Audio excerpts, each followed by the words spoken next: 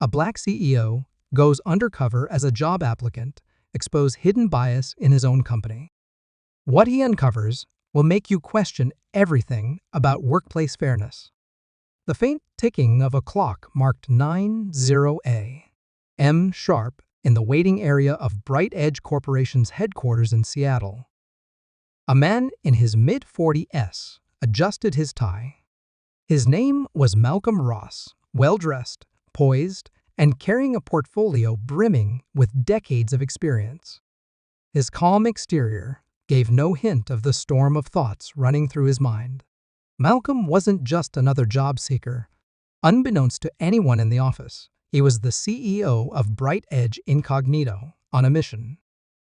After hearing whispers of discrimination in the recruitment process, he decided to investigate. Today's interview would not just be another routine hiring conversation, it was a litmus test for the values his company claimed to uphold.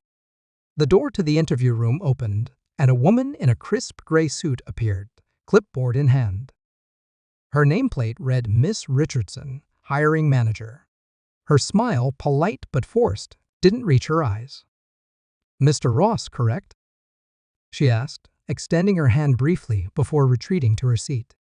Her tone was professional but clipped, as if she'd already made up her mind. Malcolm responded warmly. "Yes, thank you for having me."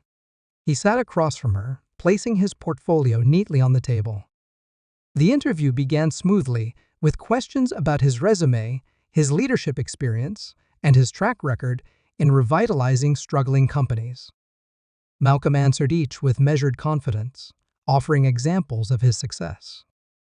Yet, he couldn't help but notice Miss Richardson's subtle cues, her skeptical glances, her curt responses. As the interview progressed, the atmosphere shifted. Her tone grew sharper, her words laced with a passive-aggressive edge, cloaked in casual banter.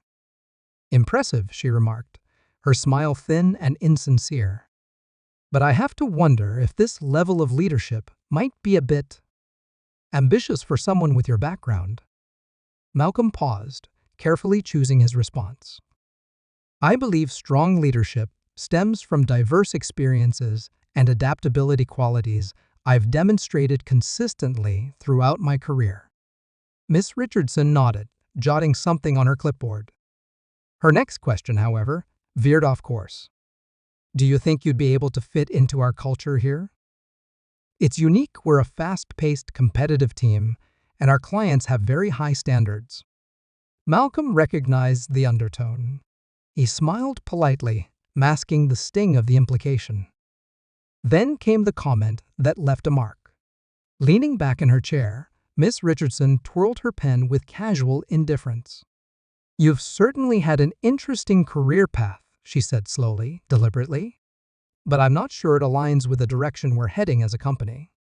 Malcolm tilted his head slightly, his expression calm, but his thoughts racing. Seeking clarification, Malcolm leaned forward slightly. "I'd be happy to hear more about what you mean. My goal is to bring value to the team, no matter the environment." Miss Richardson chuckled lightly, the sound hollow. "It's not about value, really. It's about synergy. Sometimes, even the most qualified candidates don't quite fit the vision we have." Her words hung in the air, and Malcolm could feel their weight. He could see it in her eyes, the subtle bias she tried so hard to cloak behind professionalism. It wasn't about his qualifications. It wasn't about his vision. It was about him. And she was making that abundantly clear. She closed the folder containing his resume with a tight, dismissive smile. "Thank you for coming in, Mr. Ross. We'll be in touch if we decide to move forward." It was the kind of rejection that didn't need further explanation. But Malcolm didn't stand up right away. Instead, he took a deep breath, his voice calm and steady. "I appreciate your time, Miss Richardson," he said, meeting her gaze. "I'm curious, though, if qualifications and vision aren't what you're looking for, then what is?" For a moment, her mask slipped. The smile faltered, and her eyes darted away before quickly regaining composure. "As I said, It's about synergy, she repeated, her tone sharper this time. We're looking for someone who fits the mold. Malcolm nodded slowly, a faint smile tugging at the corners of his mouth. I see. Thank you for clarifying. He stood, buttoned his jacket, and extended his hand. She hesitated, then shook it with a limp grip. As he turned to leave, he glanced back briefly. It's always insightful to see how companies define their mold. With that, he walked out, his steps measured, his mind already racing. What Miss Richardson didn't realize was that this interview was far from over. Malcolm strolled down the hallway, passing rows of polished glass offices and bustling employees. His face betrayed no emotion, but inside, he was calculating his next move. The sting of Miss Richardson's thinly veiled bias was fresh, but it wasn't unexpected. It was, after all, the very reason he was here. Instead of heading to the exit, Malcolm took a sharp turn toward the elevator. The sleek silver doors reflected his composed expression as he pressed the button for the top floor. As the elevator ascended, he adjusted his tie once more, the faintest hint of a smirk appearing on his face. The doors opened to the executive suite, a floor adorned with modern decor, floor-to-ceiling windows, and an unmistakable air of authority. Malcolm's assistant, a sharp-eyed young man named Anthony, greeted him immediately. Mr. Ross, Anthony said with a knowing glance, the team is ready for you in the boardroom. Malcolm nodded. Good. Let's not keep them waiting. He strode into the boardroom, where the company's senior leadership sat in anticipation. They rose when he entered, their demeanor shifting to one of respect and formality. Malcolm took his seat at the head of the table, placing his portfolio in front of him. Before we begin today's agenda, Malcolm started, his voice calm but firm. I want to share an experience I just had during one of our hiring processes. The room fell silent. The executives exchanged curious glances, unsure where this was heading. I just came from an interview with one of our hiring managers, he continued, his gaze steady. Miss Richardson. A murmur rippled through the room, but Malcolm raised a hand, silencing them. It was enlightening, to say the least. I posed as a candidate, bringing my qualifications and experience to the table. Despite exceeding the requirements for the role, I was dismissed, not for my abilities, but for reasons that had nothing to do with the job. The air grew heavy as the implications of his words sank in. Several executives shifted uncomfortably in their seats. I've heard whispers of bias in our hiring practices, Malcolm said, his tone now sharper, but whispers aren't enough. I needed to see it firsthand. And now I have. Anthony, Malcolm's assistant, stepped forward, distributing copies of Malcolm's notes from the interview. The room was silent as each executive began to read. What's even more troubling, Malcolm continued, is that this isn't just a reflection of Miss Richardson's judgment. It's a reflection of the culture we've allowed to persist within this company. His words hung in the air, a weight no one could escape. But Malcolm wasn't finished. He had one more move to make. The boardroom remained silent, save for the rustling of papers. Some executives looked uneasy, their eyes darting between the pages and Malcolm's unyielding expression. Others appeared stunned, struggling to reconcile these allegations with the company they thought they knew. Finally, Howard Green, the chief operating officer, broke the silence. Malcolm, are you certain this was about bias? Miss Richardson has been with the company for over a decade. She's one of our most seasoned managers.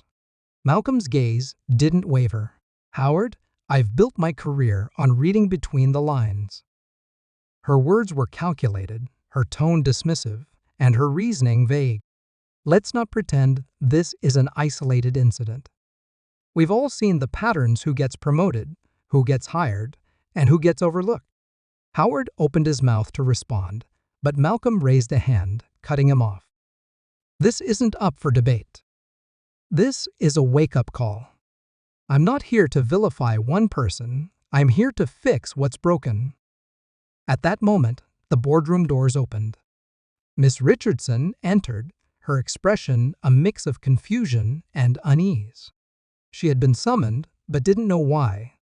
Her eyes widened as she saw Malcolm seated at the head of the table, his authority unmistakable. "Miss Richardson," Malcolm began, his voice calm but firm, "please take a seat." She hesitated, glancing around the room before complying. "Is something wrong?" she asked cautiously. "You tell me," Malcolm replied. "This morning, I interviewed with you as a prospective candidate. Do you remember?" Her face froze for a split second before she forced a polite smile. "Of course. Mr. Ross, wasn't it?" "That's correct," Malcolm said. "But what you didn't realize is that I'm also Malcolm Ross, the CEO of this company." Her expression faltered, and the room seemed to shrink around her. She opened her mouth, but Malcolm continued before she could speak.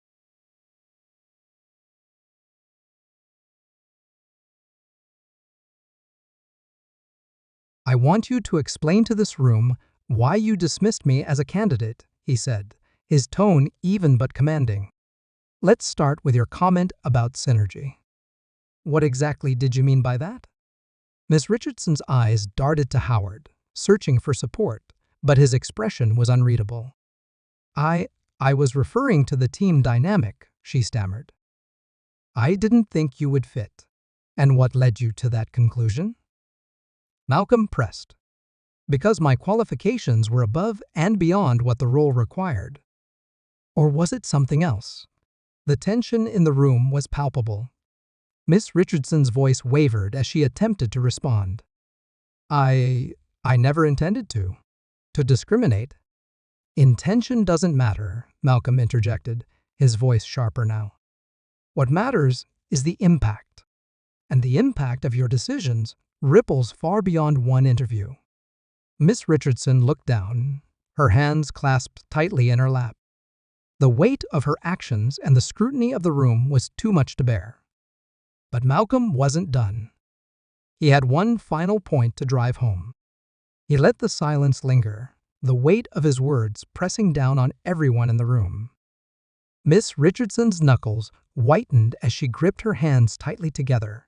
As she gripped her hands together, her gaze fixed on the polished surface of the table. "This isn't just about you, Miss Richardson," Malcolm said, his tone softer now, though no less resolute. "It's about a system we've allowed to fester, a system where talent is overlooked because of bias, conscious or otherwise. And the truth is, you're not the only one responsible." He looked around the room, making eye contact with each executive. "We are all responsible. Every time we ignored a concern, every time we prioritized comfort over fairness, we became complicit. That ends today." Howard cleared his throat, his voice tentative. "Malcolm, what do you propose we do?" "I've already started," Malcolm replied. He gestured to Anthony, who handed out another set of documents. "This is a plan to overhaul our hiring and promotion processes. It includes mandatory bias training, third-party oversight of recruitment, and a commitment to transparency in how we evaluate candidates." The executives murmured amongst themselves, scanning the documents. Miss Richardson remained silent, her face pale. "But it doesn't stop there," Malcolm continued. "We need to create a culture where everyone, regardless of their background, feels valued and has the opportunity to succeed. That means holding ourselves accountable at every level." The room fell silent again as his words sank in. Then, Malcolm turned to Miss Richardson. "You have two options," he said. "You can choose to step down, or you can stay and be part of the solution. But if you stay, it won't be easy. You'll need to confront your own biases, learn from this experience, and work to rebuild trust, not just with me, but with every person who walks through our doors." Miss Richardson swallowed hard, her voice barely audible. I'd like to stay and make it right." Malcolm nodded, his expression unreadable. "Then prove it. Actions speak louder than words." But Malcolm wasn't finished. There was one final step to take, one that would ensure this moment wasn't just a fleeting change. Malcolm rose from his chair and walked toward the large windows that overlooked the city skyline. The room remained silent, every eye on him as they waited for his next words. Turning back, he faced the group with a firm, resolute expression. "This isn't just about what happens within these walls," he began. "It's about the message we send to the world. Bright Edge is a leader in this industry, and with that comes responsibility. If we want to claim that title, we must reflect those values in everything we do." He paused, letting his words settle before continuing. "I'm instituting immediate changes. Starting next week, we'll launch an initiative to track and address equity in hiring and advancement. We'll also create an anonymous feedback system for employees to report discrimination or bias without fear of retaliation. And this will be shared publicly with clear accountability metrics." Howard nodded slowly, the weight of the moment sinking in. "You're right," he said. "This is long overdue." Malcolm's gaze swept the room. "I expect every leader here to fully commit to these changes. And if you're not ready to do that, let me know now and we'll part ways." The room was silent, but there was a shift in the air, less resistance, more acceptance. The executives exchanged glances, and one by one, they nodded their agreement. Even Miss Richardson, her voice shaking slightly, said, "I'm ready to make this right." Malcolm returned to his seat. "Good. Because this isn't just about fixing what's broken, it's about building something better. Not for us, but for the people who depend on us to lead by example." The meeting adjourned, but the echoes of Malcolm's words lingered as the executives filed out, some deep in thought, others resolute.